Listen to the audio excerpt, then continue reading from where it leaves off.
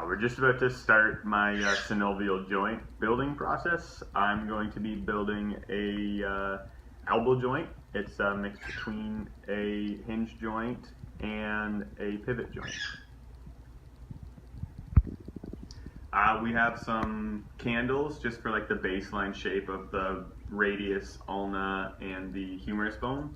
And then I have some modeling clay as well just to kind of shape the distal end of the humerus bone and the proximal ends of the ulna and radius.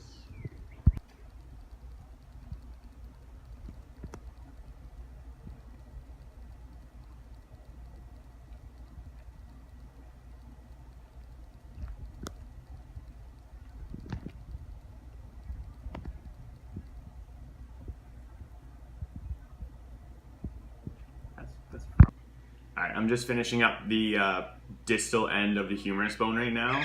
I did my best to shape it with reference to the Atlas of Human Anatomy that I've got. You can see here I've got the trochlear notch kind of running from the anterior side of the humerus bone to the posterior side, and then I've also got the capitulum mostly formed correctly. I tried to get pretty much everything in scale. It's hard with the clay.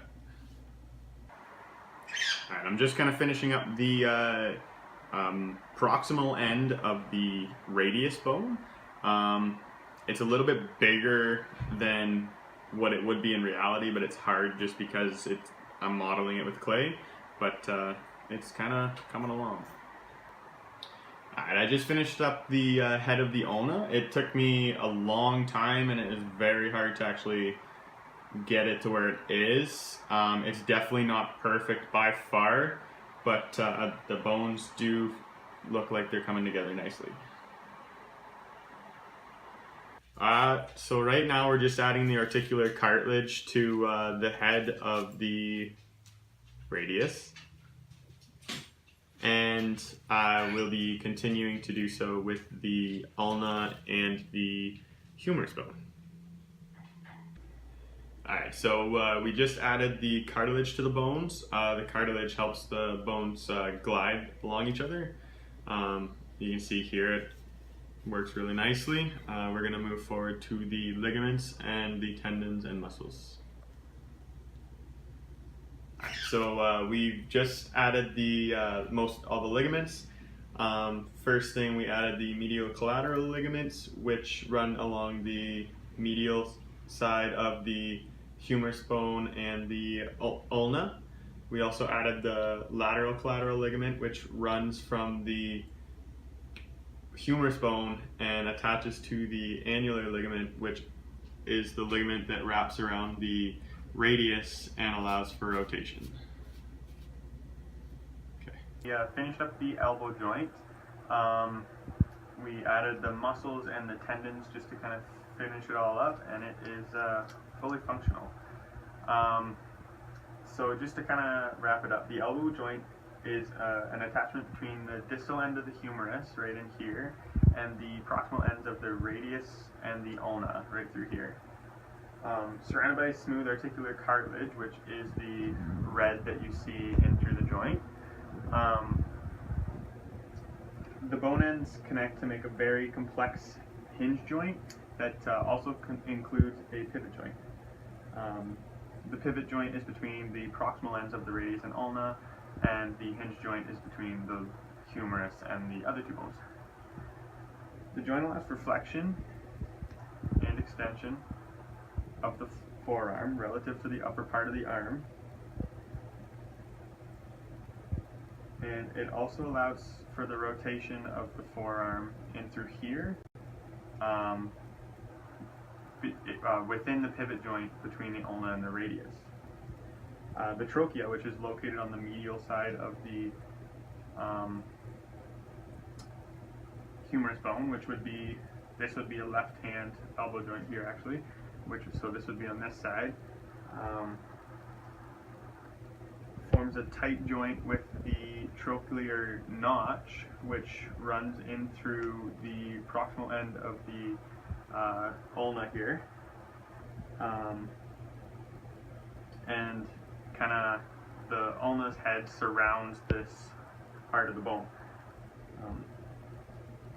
The capitulum, which is on the lateral side of the humerus bone, forms, it doesn't quite touch the proximal end of the radius, but it does still form like a loose union type deal. And because of the loose union and then the tight bond on this side, it allows for the great range of motion within the joint. So the elbow has a very limited range of motion, only being able to do that flexion and extension and the rotation. This is done around the horizontal axis through the sagittal plane. The flexion itself is caused by the biceps brachii right here.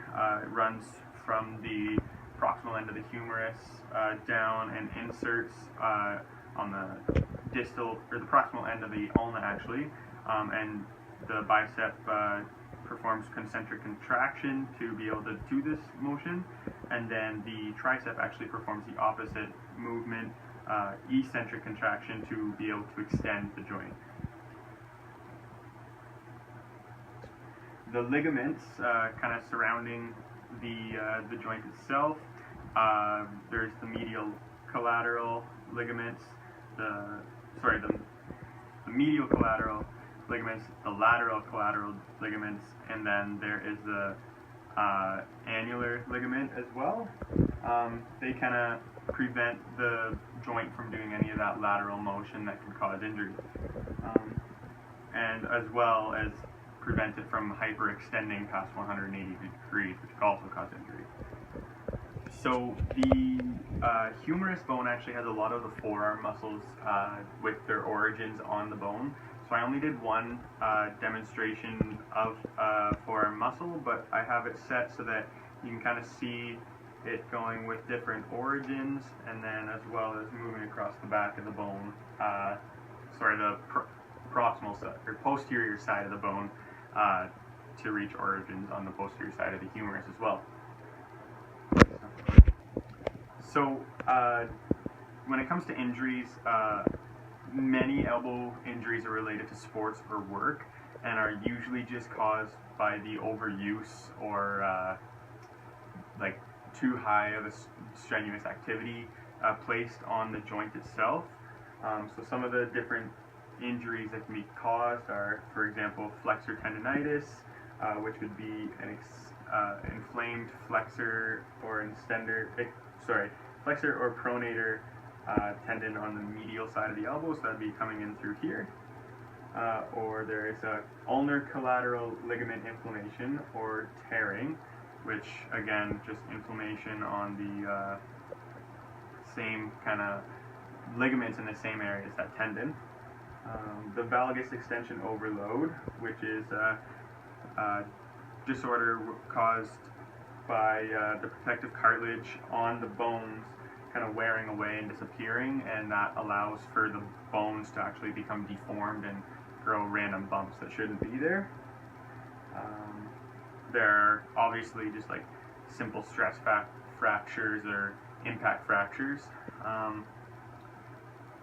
There's tennis elbow, which is also known as lateral epicondylitis, which is inflammation to the forearm muscles tendons joining over the lateral side of the elbow. So that would be coming up from the, I'm putting it on this side, from the inside, moving over the lateral side of the humerus, and that's where they would be reaching their origin.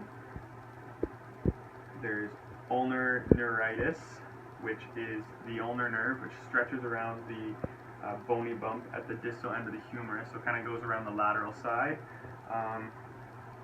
being overstretched and overused, and actually can be like put at risk of tearing, and that's also not very good. And the final elbow-related injury would be the hyperextension of the elbow. That's letting the joint get past that 180 degrees that it is comfortable sitting at.